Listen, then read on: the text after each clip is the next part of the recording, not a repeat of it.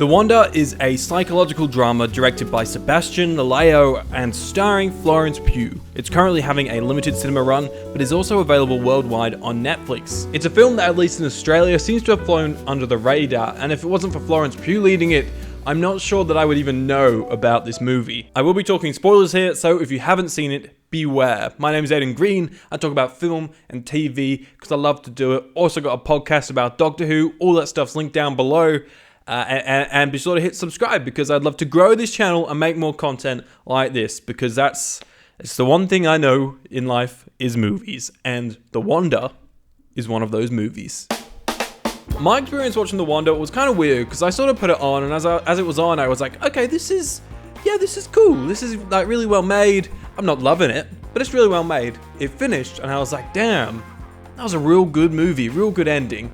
Oh well, off to bed now. And then the next thing I knew, the next day, this movie just like invaded my brain. It's all I could think about. I became obsessed with The Wonder. It's a consistently visually interesting movie, and it sounds great, and Florence Pugh is just incredible.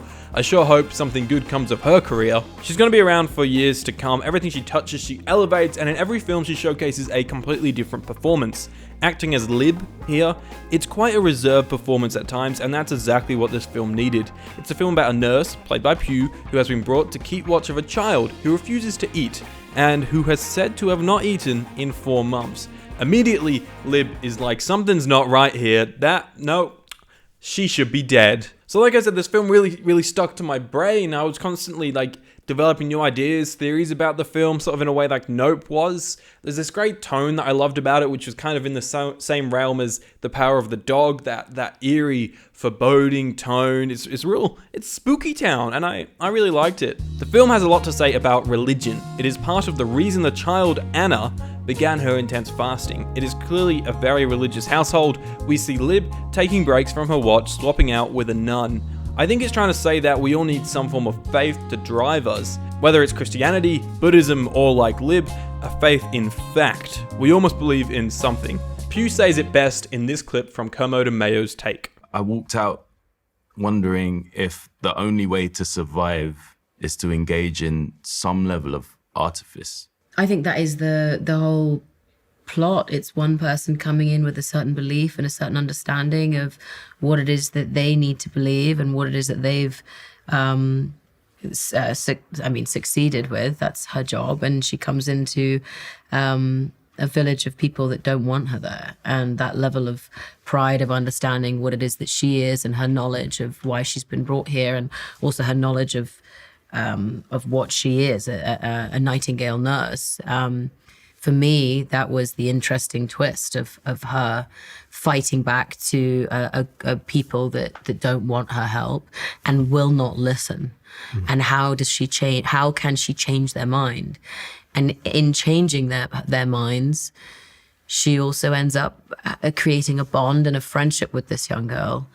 And because of her flaws and because of her mistakes and because of her also not being completely pure, she is also able to then understand these people and understand their pain and their loss, because she also has pain in her loss.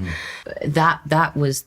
That for me was the exciting twist of having someone that is so sure of herself. And in falling in love with this child and in caring for this child, she has to twist the way that she thinks. Hello, editing Aidan here. I just realized that I sort of didn't even... I kind of ignored the whole fact that Lib had a child that died in this movie. And that child, that pain that she has in that story of hers, has a belief, like informs a belief within herself that she has to save Anna, which obviously contradicts with Anna and her family's beliefs and stories. So Lib's got a belief that she needs to save this character because of her own personal story. But at the same time, Anna is telling a story of her and her brother that died. And that story is what informs her beliefs and the decisions and the actions that she makes and has to do. I think at this point is pretty crucial to understanding the theme of belief and the theme of story. Throughout the film, we can see conflict growing between Anna and Lib as religion battles truth. Lib knows that it is a fact that Anna cannot have survived without food for 4 months. She knows that it is a fact that Anna is going to die if she is not fed. Lib separates Anna from her family to prove this, and Anna quickly becomes ill. It's revealed that her mother had been feeding her like a bird, mouth to mouth when kissing. Bird symbolism will come into play later on, don't worry. Anna claims that she is simply being fed by manna from heaven, lying about the truth, and is committed to that, despite Lib's warnings that she will die soon without food. A belief in religion is at war with a belief in fact. Tying into the theme of belief is the idea that we are nothing without our stories, for they are what guide us. Religion, whether you believe it or not, is undeniably a story, one passed down and transformed over thousands of years. These stories, these beliefs, they are what shape us, they are what guide our actions and develop us into the people that we are. The film is bookended in a unique way that reflects this, starting and ending outside of the film sets, in the middle of a soundstage. A narration dictates that this is a story, that the characters within this story believe it. They believe that this movie is real, just as they believe that their faith is real. Essentially, people will always believe what they want to believe. They will believe their story, the story that is true to them, even if it conflicts the truth of others. There's also the curious case of Kitty, played by Neve Algar. It's her narration we hear at the beginning of the film, and she appears at certain points in character, but also in the final shot, where she appears out of costume, out of set. Since the film is going to explore how the characters fervently believe in their own stories, I thought it was important for the film itself to declare the game, to expose the game and say, you, dear viewer, will be exposed to the powerful mechanisms of fiction. You will suspend your disbelief and you will believe in the film, just like the characters are believing in their stories. In those final moments, she mutters in, out, just as Anna does when playing with her little bird cage in the little spinny thing. I don't know how better to describe it. The little piece of paper that she spins. I don't know what it's called. But what I do know is that they use it to create the best freaking transition in like cinematic history. It looks amazing. There's so many great transitions throughout this entire film, actually.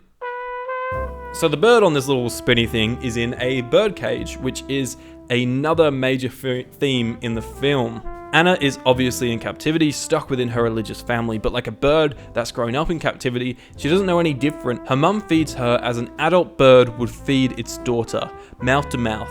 It's a simple metaphor that highlights Anna's captivity and eventual release from it as she begins a new life with Lib.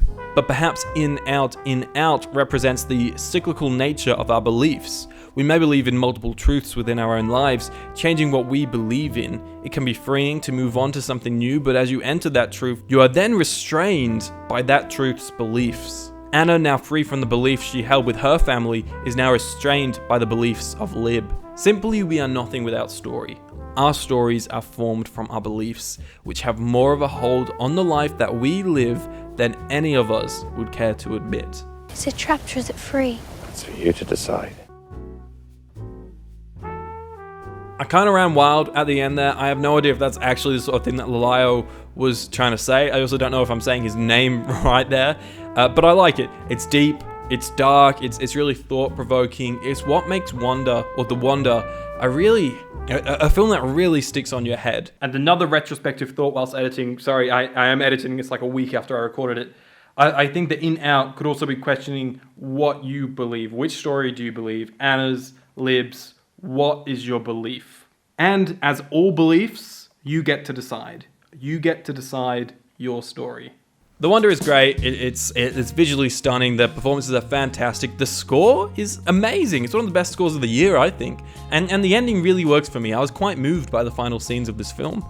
I would really recommend checking out The Wonder if you haven't already. And if you have, chuck your thoughts on the movie in general down below, but also your thoughts on this theory and any other theories about what this movie is about, because there's a lot to dissect there, and I'm sure I'm just starting to carve away. I'm trying to think of a metaphor, but I'm chipping away at the movie, trying to figure out what's at its emotional heart. Did that sound good? Probably not.